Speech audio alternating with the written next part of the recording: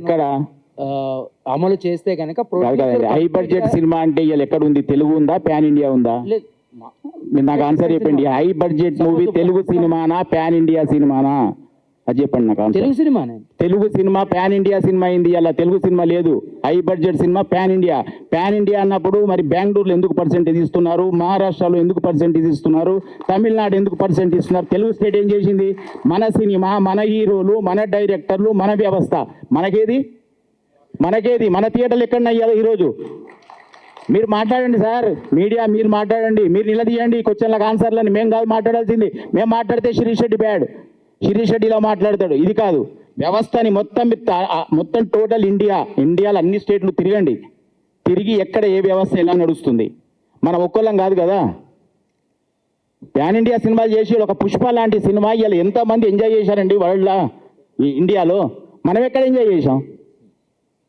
మనకేంటి చెప్పండి? వాళ్ళు ఎంజాయ్ చేస్తున్నారు. ఇప్పుడు అక్కడ పోయి అందరికి పర్సెంటేజ్ ఇచ్చేస్తున్నాం కదా. మేము గేమ్ చేంజర్ చేసాం, మేము పాన్ ఇండియా సినిమాలు చేస్తున్నాం, మేము ఇప్పుడు హిందీలో సల్మాన్ ఖాన్తో సినిమా చేస్తున్నాం. అంటే ఎంత పాన్ ఇండియా సినిమా అయినా తెలుగు స్టేట్స్లో వచ్చే డబ్బు వేరు, మిగతా దాంట్లో ఇప్పుడు మీరు అన్నట్టు బెంగళూరులో ఇస్తున్నారు, లేకపోతే తమిళనాడులో ఇస్తున్నారు అంటే నెంబర్ ఆఫ్ థియేటర్స్ తక్కువ అయి ఉండొచ్చు. ఇంకా అక్కడ దేర్ ఈస్ నో ఆల్టర్నేట్ అయ్యి ఉండొచ్చు. కానీ కావాల్సిన డబ్బే ఇక్కడ. ఒక నిమిషం, నేను ఆన్సర్. ఆల్టర్నేట్ ఎందుకు అయింది? మూతపడ్డాయి. బాంబేలో ఎన్ని సింగిల్ థియేటర్లు చెప్పండి? బాంబేలో ఎన్ని సింగిల్ థియేటర్లు? బాంబేలో సంవత్సరాలు అయిన సినిమాల రోజులున్నాయి కదా. ఇక్కడ పోయినా ఆ థియేటర్లు లేవు కదా. ఇప్పుడు రేపు అదే హైదరాబాద్ అదే అవుద్ది. ఇంకొక 1 year తర్వాత మొత్తం ఏ థియేటర్ కనపడుతుంది? RRR రిలీజ్ చేశాను ఎగ్జామ్లో. RRR సినిమాకి ఇప్పటికీ సినిమాకి 100 థియేటర్లు పోయినాయి తెలుసా మీకు? ఎన్ని రోజులు అయింది RRR వచ్చి? అంతరించిపోతుంది. ఇవన్నీ తెలిసిన వ్యక్తిగా నేను మాట్లాడుతున్నా. తెలియని వాళ్ళు చాలా మాట్లాడుతారు. ఇండస్ట్రీ ఏ ప్రొడ్యూసర్ తెలియదు, ఏ థియేటర్ బంద్ అయింది తెలియదు, ఏ థియేటర్ ఉందో తెలియదు. మేము మాట్లాడుతున్నాం, పోతుంది. ఎందుకంటే డిస్ట్రిబ్యూషన్లో ఉన్నాం మేము. ఇంక ఉండాలి వ్యవస్థలో. ఇక్కడ డిస్ట్రిబ్యూషన్ అయితే మూసుకోలేం కదా. సో అంటే బీయింగ్ ఏ ప్రొడ్యూసర్, మీరు ఇప్పుడు ఒక 100 కోట్ల సినిమా తీసారు అనుకుందాం.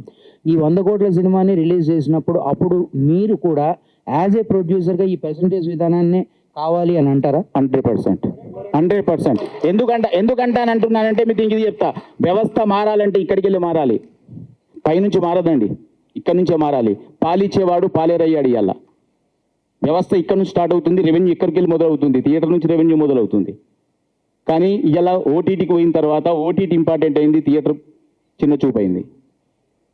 అది కాదు కదా. ఇక్కడికి వెళ్ళి మనం ఎంజాయ్ చేసేది థియేటర్ని, మనం సినిమా చూసేది థియేటర్ని. కటౌట్లు పెట్టి ఎంజాయ్ చేస్తున్నారు, పాలాభిషేకం. ఎందుకంటే అంతదాకా ఎందుకు? రిపీట్ రన్ సినిమాలు ఫుల్స్ వస్తున్నాయి కదా. ఎందుకు వస్తున్నాయి మరి? ఓటీటీలో ఉంది కదా మూవీ. అది థియేటర్ ఎంజాయ్మెంట్ మిస్ అవుతున్నాం కదా సార్. ఇది ఇప్పుడు ఆల్మోస్ట్ 5 నెలల నుంచి సరైన సినిమా అనేది పడలేదు అందరికీ. ఇక్కడ ఉన్న వాళ్ళందరికీ కూడా, మనందరికీ కూడా పెద్ద అనేది చాలా ఇంపార్టెంట్ సినిమా.